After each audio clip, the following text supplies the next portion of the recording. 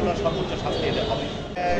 মামলার অগ্রগতিটা যেটা আজকেই অনেকটা অগ্রগতি হয়ে গেল, সেটা হলো আসামিরা শিরোজুমের জবানবন্দি দিয়েছে এবং তাদের বন্ধু যে ঘটনার সঙ্গে সম্পৃক্ত এবং তাদের বিষয়ে সর্বস্ব জানেন, সেও আজকে আদালতে শিরোজুমের জবানবন্দি দিচ্ছে। তাতে এই মামলার আমরা মনে করছি যে অনেকাংশেই তদন্তকারী কর্মকর্তার তদন্তের বিষয়টা এই মামলার বিষয়বস্তু চলে আসতেছে। ভবিষ্যতে আরও ঘটনার সঙ্গে আরেকটা জড়িত কীভাবে আছে, আরও অন্যরা জড়িত আছে কিনা সেই তদন্ত করে দেখে খুব স্বল্প সময়ের মধ্যে এই মামলায় তদন্তকারী কর্মকর্তা তার পুলিশ রিপোর্ট প্রদান করতে পারবেন বলে আমরা আশা রাখছি।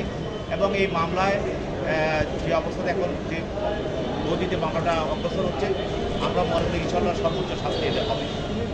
শেষ একটা প্রশ্ন, আসামি মাইনর নয়, আসামিকে ভাগ দিয়ে বের করার কোনো প্রচেষ্টা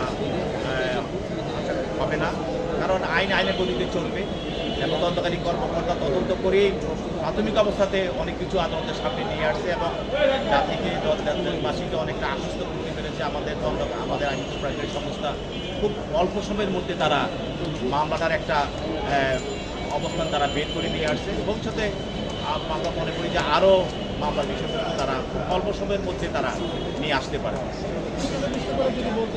কোনো আসামি, যে তিনজন আসামি রয়েছে, কেউ মাইনর না, কারণ এটা নিয়ে অনেক কথা হচ্ছে বিষয়টা।